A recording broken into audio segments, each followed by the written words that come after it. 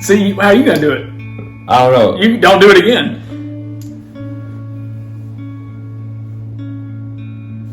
Ah. Yeah, okay.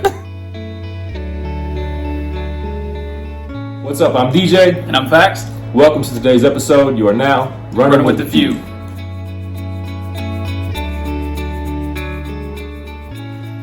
What is going on, YouTube? And Facebook.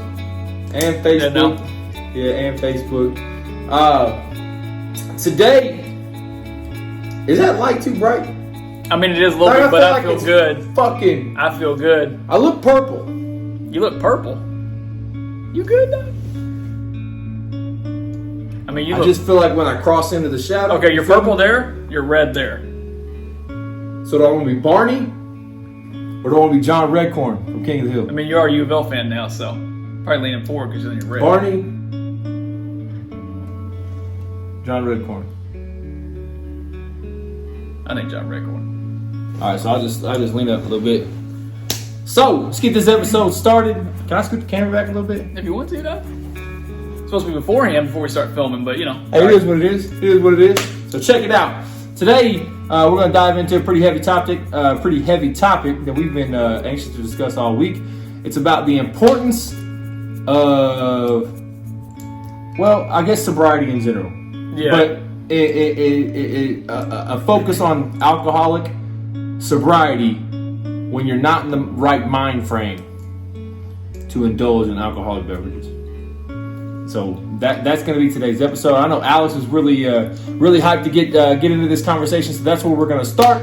Alex is going to pop off, and we're just going to get this ball rolling. Yeah. So basically, the thing I want to start with is I'll get my water right quick. Is both of us. See, you should have gotten all that ready. My bad. My bad. All right, we're ready. But the main thing is him and I are going to be vastly different on our experiences because he's drank, I don't, ever. So we'll have two different points of view from it. Huh? How old are you? 32? What? You don't know how old you are? Doug, why though? I was just going to make it a point that you're fucking... Here's the thing. You're 30-something years old Here's and the you've thing. never had a drop of alcohol in your life. Like, that's impressive in today's day and age.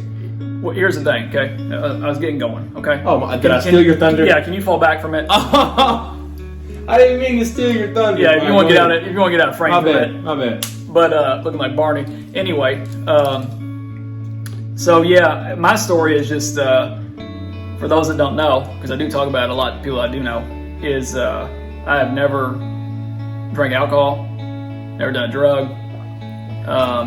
Weed I don't really consider a drug. I've dated people that have smoked. I've got plenty of friends, been around plenty of people that do, so I don't really consider that a drug. But everything else, yeah, I don't do it. And it all came down to, oddly enough, when I was 8, I was holding my grandfather's hand as he passed in his house.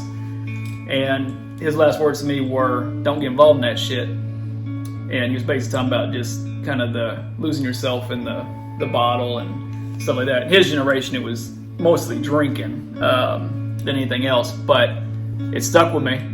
And to me, it's someone's last words, even if it's something fucked up, it should mean something, you know? Yeah, no, 100%. It's the first time I heard that story.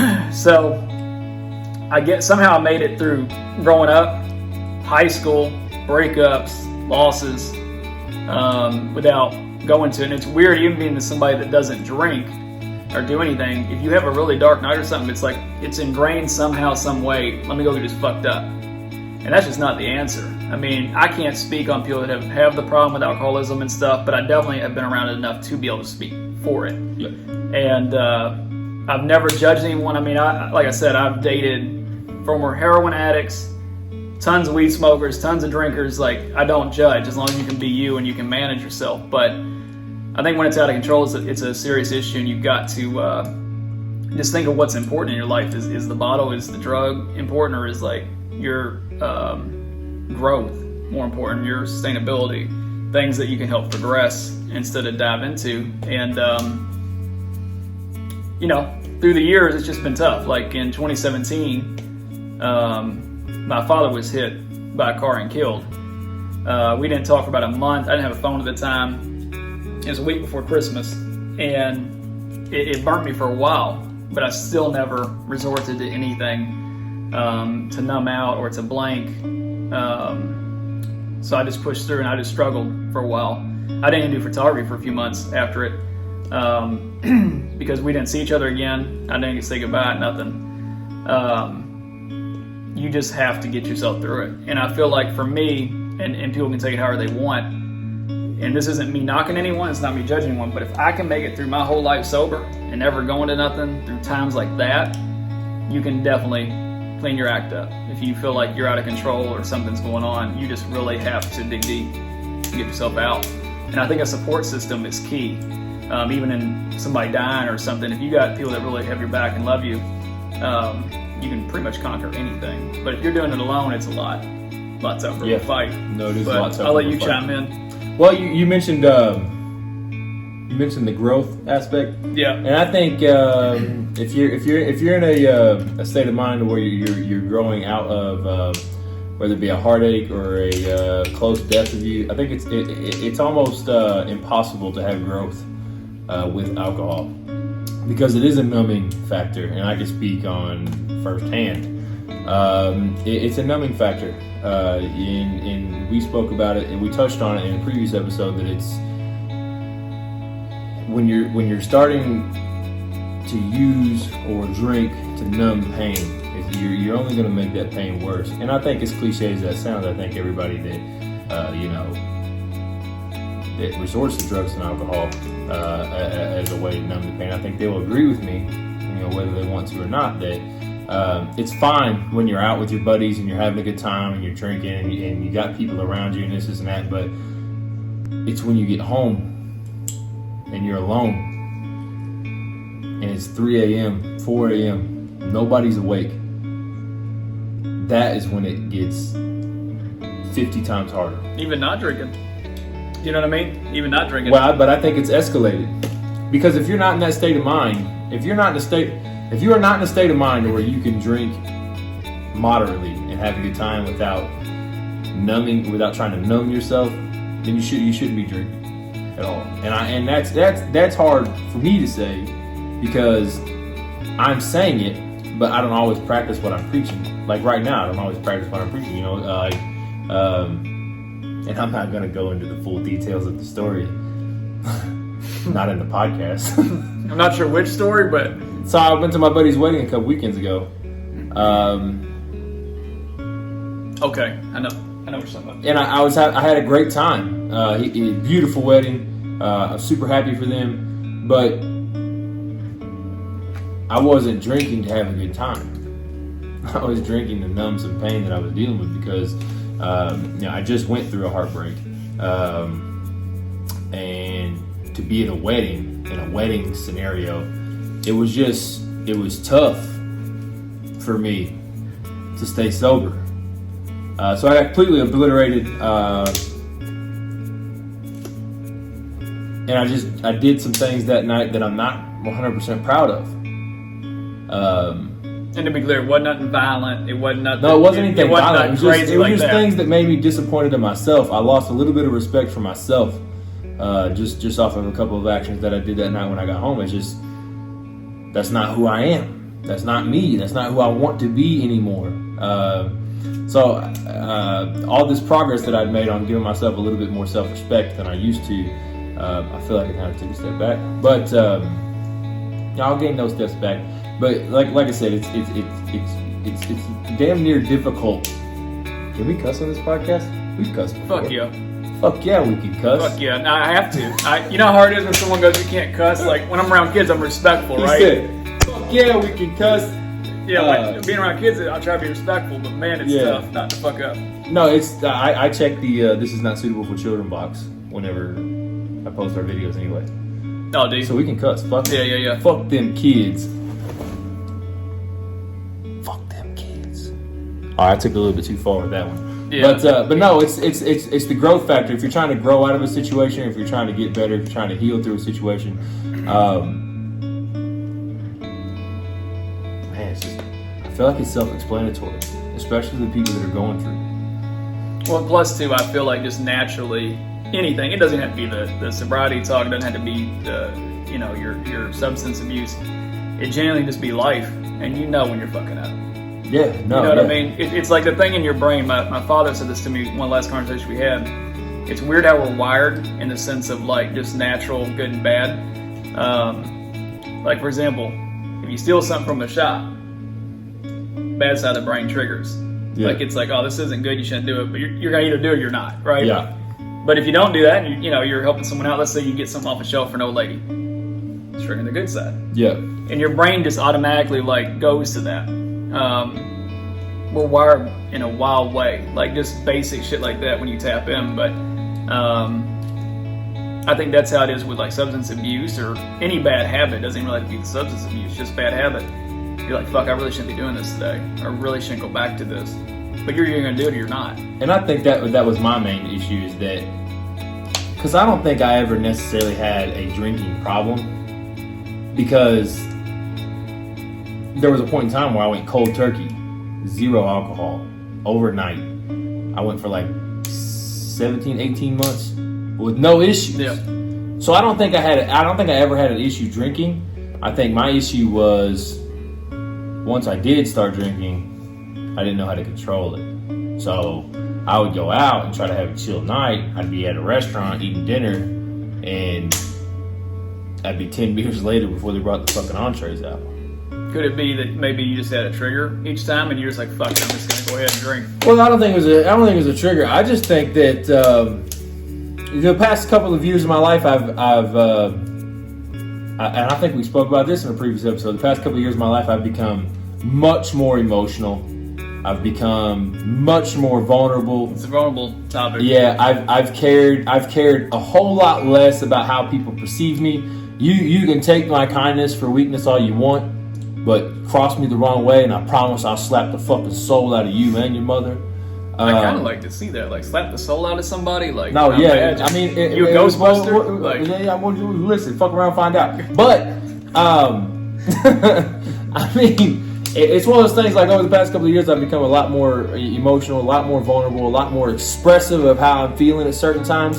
I'm not scared to like talk about things that I used to, tuck deep inside of my mind and pretend they weren't there. So I used to bottle shit up. And I think that's what it was. Majority of the time, is like I would bottle so much shit up, and then once I started drinking, that's when those demons became. Because, and to speak on the demon aspect, it's like I feel like we all have good energy, and I feel like we all have bad energy, and I feel like the entities that follow me, because I just feel like, maybe not in a literal sense, but I feel like I have entities that follow me. See, we get into this, dog, it's gonna be a whole 30-minute episode. You already know. I feel like I have entities that follow me. And when I put myself in that, because I even sober, my mindset is not where I want it to be mentally. I'm getting there. I'm getting close to being there, to where I'm cool now, right? But I think that since I'm not all the way where I want to be, whenever I start drinking and I put myself in that state of mind, that intoxicated state of mind, I think I give more power to that bad energy than I should be giving. So I think that's one thing people have to understand too, is just like whether you believe in fucking zodiacs or fucking the stars and the sun and the planets aligning and all that, whether you believe in that shit or not, it plays a role. Like your life, it runs around energy. And I always tell that to people. I'm like, you cannot fake energy. You cannot fake a vibe. You can fake a persona. You can fake an image. You can fake who you are as a person. But like when you walk into a room and there's a bunch of people in there that you're not comfortable with, you cannot fake that feeling in the pit of your stomach. And you are allowed to leave. Yeah, but that's what I'm saying, is you can't fake that energy that your body's telling you, right? So I mean, I think when you put yourself in that intoxicated state of mind, that you give that bad energy more power than it needs to have. Yeah, see, we'll have to have another episode on the whole demonic thing and stuff. Oh, and I am story on that. Down. That should be a guest. I got a story. We should have like a medium or somebody come on as a guest. Well, I have a few people that I've told it to, and even him, and not a single person has like questioned me. It's weird. Like some people don't even go, well, nobody's gone through what I have with this. It's like, watch The Conjuring, you'll get an idea of what I went through. But that's some wild shit. That's honestly probably going to be an episode entirely, because it's a fun one. I'm here for it. Survive some wild shit. But anyway, when it comes down to like entities and energy, I think it really comes down to just manifestation in general. Yeah, no, yeah. In general, and You'd like be surprised what you can manifest if you you set wake your mind up. to something. And I've had on and off days for the last month, based on how I've woken up. I've woken up fucking moody, shitty, fuck you attitude. That's how the day goes. It returns itself. I've woken up thankful, happy, blessed. The whole day's been smiles and good vibes. Thank yous, your welcomes, all that. So, Well, I woke up on Sunday in a happy mood, dog. I'm telling you. see, this motherfucker. Yeah, and you better be fucking 100 too on it. Dedication. Anyway. Before we get too off track. Am I continuing where I was at? Like, jeez Louise. But, no, I just feel like whatever you manifest will come. And if you want a fucking marriage, somebody's gonna walk into your life if you just keep putting it out there. Bam. If you're moping, oh God, I don't have anybody. You're not gonna have anybody. Nobody wants to come to that. Nobody wants Eeyore, dog. And that's not to be mistaken Eeyore. though. Is like you can't be real. You can't have off days. You can't be honest with yourself. Be honest with people around you. But don't expect to be mopey and not have bad days. And I'm glad you brought that up.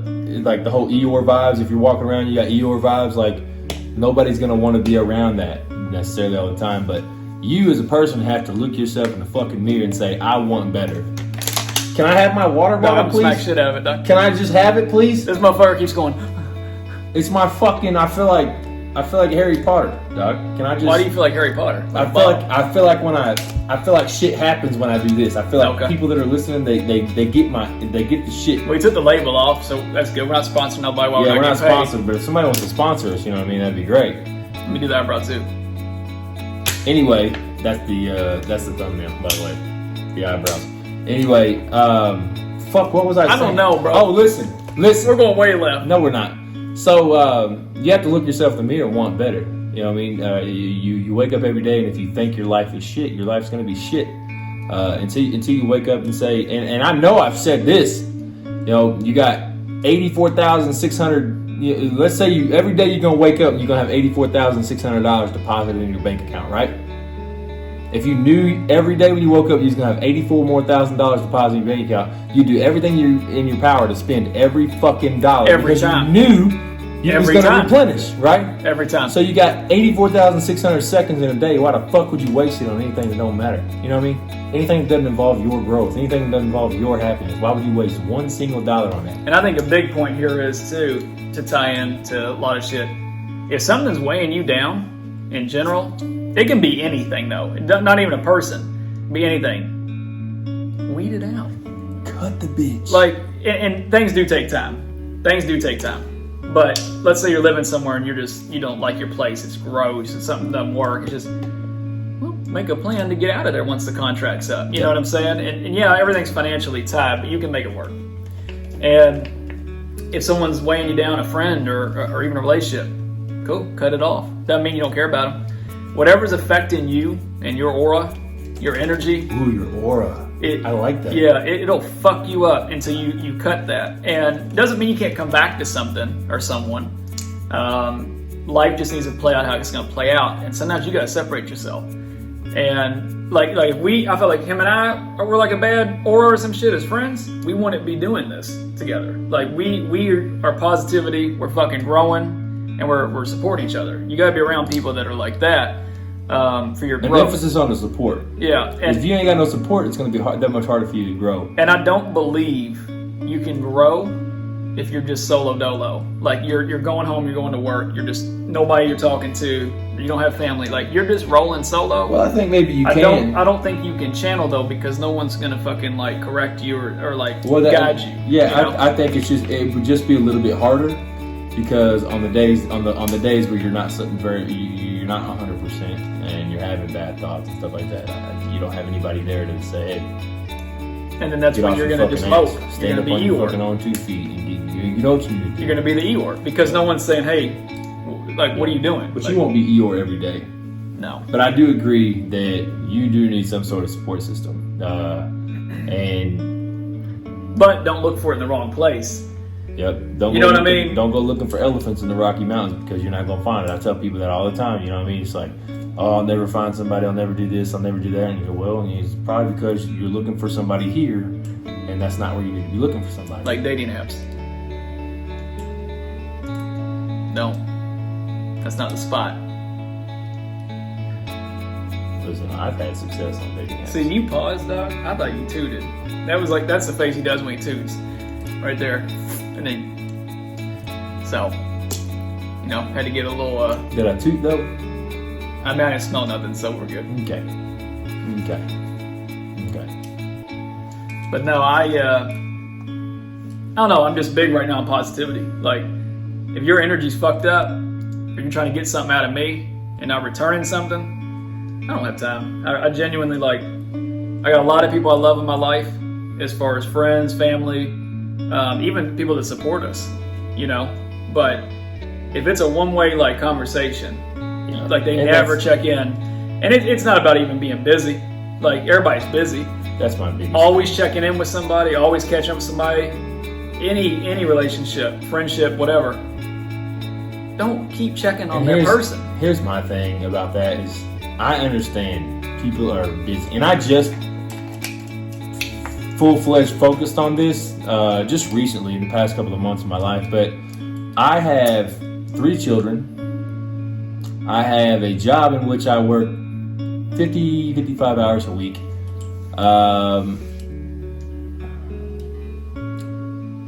People will make time for the people they want to make time. Everybody's busy.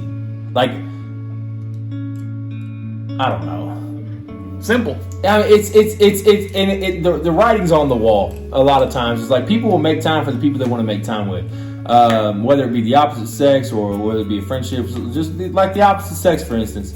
Oh, I can't go. Let's say you invite somebody out on a date, right? And it's always an excuse. Oh, I have my kids tonight. Oh, I'm busy this night. Oh, this, oh, that. Or last minute, no, I'm not feeling it. If it goes on for 2 or 3 weeks and they can't make time for you, it's not that they can't make time for you. It's that they don't want to. But they're enjoying the conversation. I don't know if they're enjoying the conversation. Some people are just nice. Some people just don't want to be an asshole and say, "Hey, I don't want to hang out with you." But I'm not interested. But for years, though, people are going to do that. If you let somebody do that for years, then you need to look yourself in the mirror and have a little bit more self-respect for yourself. But if it goes on 2-3 weeks and they don't make an effort whatsoever, it's always you trying to make plans, this and that. And you also have to understand and recognize it yourself too, though. Yeah, no, you have to. If someone's not entertaining you, someone's short with you and reply, especially if somebody you don't really know that well, and you're just trying to holler at them, let's say, stop. Yeah. Just stop. 100%. That's guy or girl. Just stop. Quit bugging people. And I have made that mistake. Whether it's business or it's whatever. But I usually go about a week and a half. About a week and a half. If I'm not feeling nothing, yeah, I'm just gonna stop entertaining you. What happens if they reach out months later? Hey, you gonna entertain it then, or you just gonna remember that? I think everything just depends on the situation. Because every situation is different. You know what I mean? Let me give you an example. It's the vibes. I got an example. All right, go ahead. Recent. There was this chick I talked to for probably a month about business photography, but we were kind of flirting. So it's kind of 2 different conversations tied into one. And I try not to mix the business with personal. I was gonna say. No, yeah, I try not to. So let's not start that shit. But things do happen sometimes, and we just kind of lost talking. Both of us just kind of spaced. Yeah. And literally 6 months went by. And recently re-upped with her. Just said, hey, how you been? My bad for disappearing. I completely spaced. She ended up deleting the chat because she deleted all the chats she had, she said. And she was nothing but nice. We hit it back off and just talked fine. Not we're not even going on dates and nothing like that. We're not even meeting. But it was just a positive conversation, and it's it wasn't anything malicious on either side. It's just, it was the wrong time because she was going through, at that time, 6 months ago, she just went through a breakup. So that's why she wasn't really engaging too much, but she didn't say that. Yeah. But I kind of got the vibes, so I just kind of forgot, really, because I realized it wasn't something to engage with. And a situation like that is probably, that's probably something where I'd be I would entertain that situation 6 months down the road if I were single. But situations that I'm talking about, and it doesn't always have to be female. I don't know why every situation I bring up involves a female. I mean, we're our dudes. Yeah, but I guess my guy friends that I keep around don't do this shit to me. You know what I mean? It's always Like between you and Dylan and Meaning if you message, like, we'll hit you back. like my guy friends really don't do shit like this to me. But like let's say like there's one girl in particular, maybe it was a while ago, a couple months maybe not. I don't know. It's been a minute. It's been a minute. Let's just say that. But I'd be like, hey, you know, I think you're cute. You know, I'm interested in you. Let's hang out. This and that. And it was always, oh, I got my kids, or oh, I'm doing this, or oh, I'm doing that. It would never be able to find time, but you know, every Friday, Thursday, Saturday, they'd be at restaurants doing this, or they'd be at bars doing this. You know what I mean? So it's like, that's when I realized it was like, maybe she's just not interested in you, dog. Like, you know what I mean? She's clearly got free time.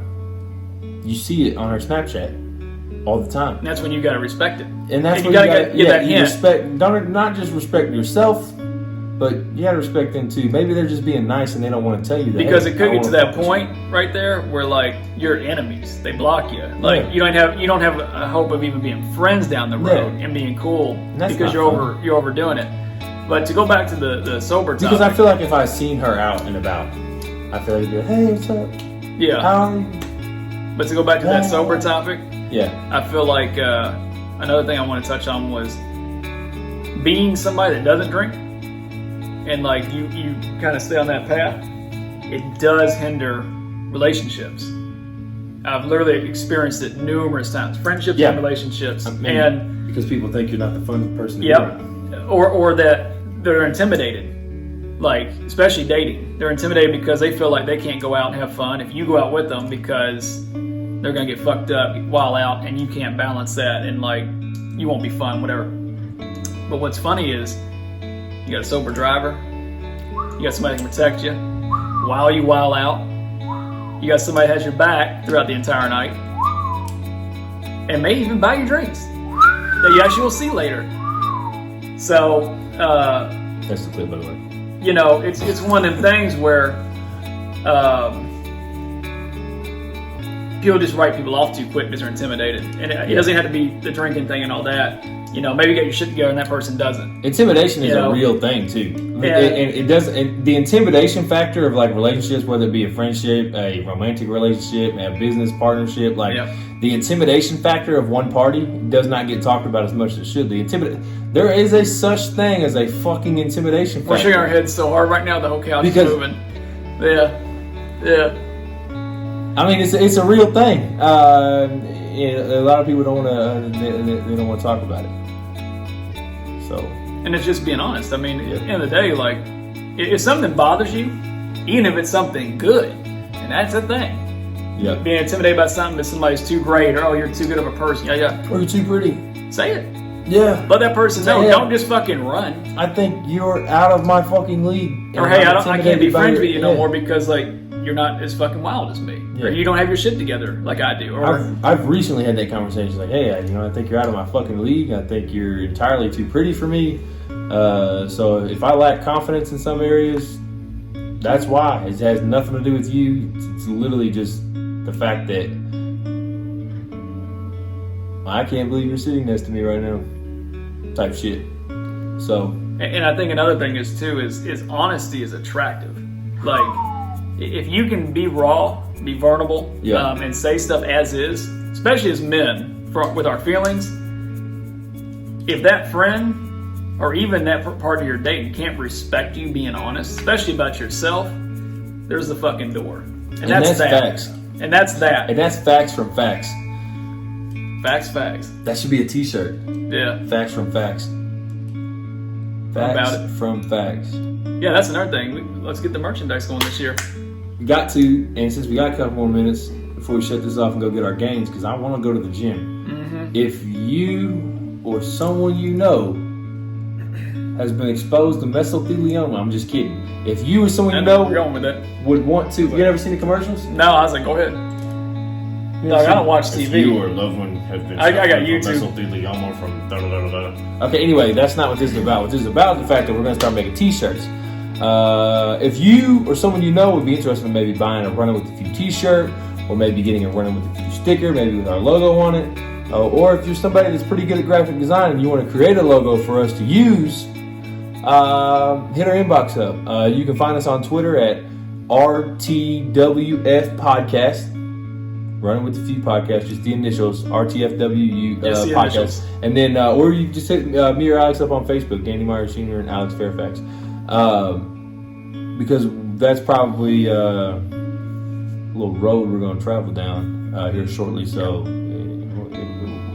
it would help if we knew what the return is going to be like, so we don't end up with 1,000 fucking extra shirts Hey, we got shirts. that Alex can't wear because he ain't got no muscles. But See, this is what I'm talking about. That's what I'm talking about. hey, I will say this on camera, Alex has been doing great in the gym. His progress in the amount of weight he's lifting and the amount of sweat he's sweating. Don't do that again. I'm You had gonna, the sound effect too. I'm gonna ask you nice one time. Don't do that again. He said. See, how are you gonna do it? I don't know. You don't do it again.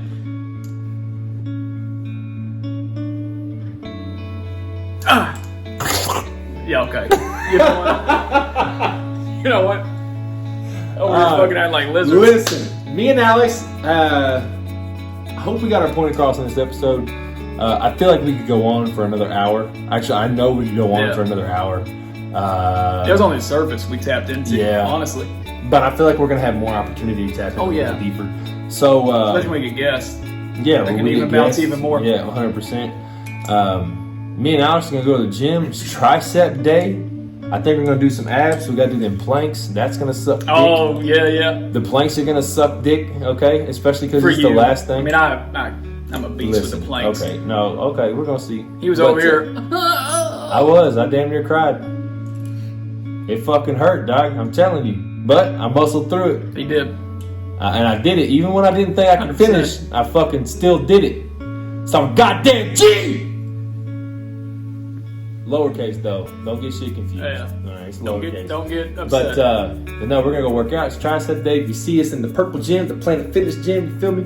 Don't hesitate to come up and say, what is that? hello. That's the tricep workout. Remember with the rope? I don't know. It looked like you're riding a bike, like real intense. Like.